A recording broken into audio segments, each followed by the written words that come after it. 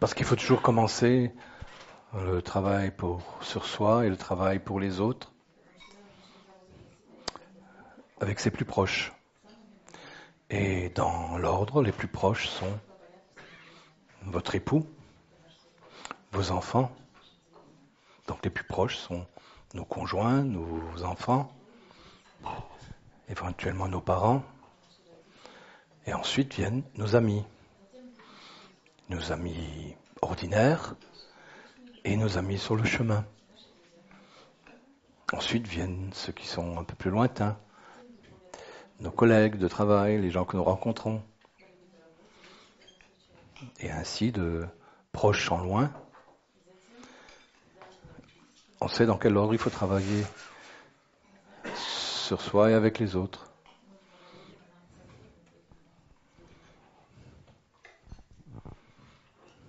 Merci. Vous savez, les grands sages sont venus généralement pour aider les humains à se libérer. Et ils ont beaucoup de difficultés avec ceux qui se disent leurs élèves ou leurs disciples. Et ils ont évidemment encore plus de mal avec ceux qui ne le sont pas. Ceux qui sont plus lointains,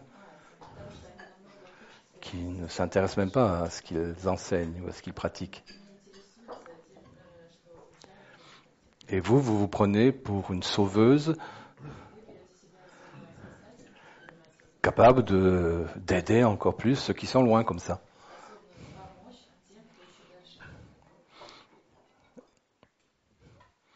Vous saisissez ?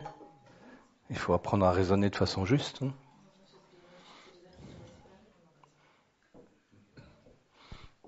Donc aidez vos proches d'abord, et ensuite ceux qui sont un peu plus loin. Merci, maître.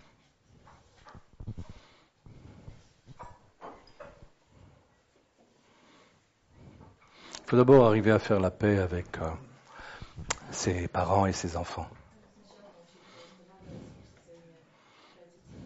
Puis avec ses frères et ses sœurs. Puis avec ses amis.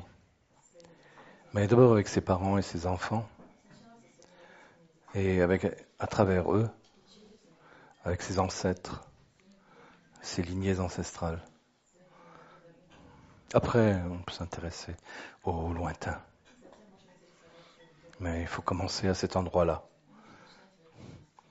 Sinon, il y a une espèce d'abîme entre soi,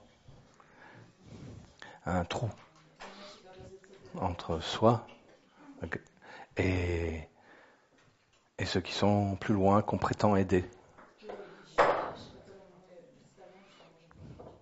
Non, l'aide, elle est humaine, directe. C'est parce que j'agis au mieux pour ma sœur, mon frère, mon fils, mon père, mon ami. Voilà.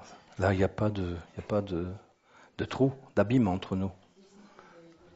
Je peux le faire directement. Je peux être un vrai père pour mes enfants. Je peux être un vrai fils pour mes parents. Je peux être un ami pour mes amis. Et ensuite, je peux devenir un humain au milieu des humains et un bon humain pour tout le reste de l'humanité.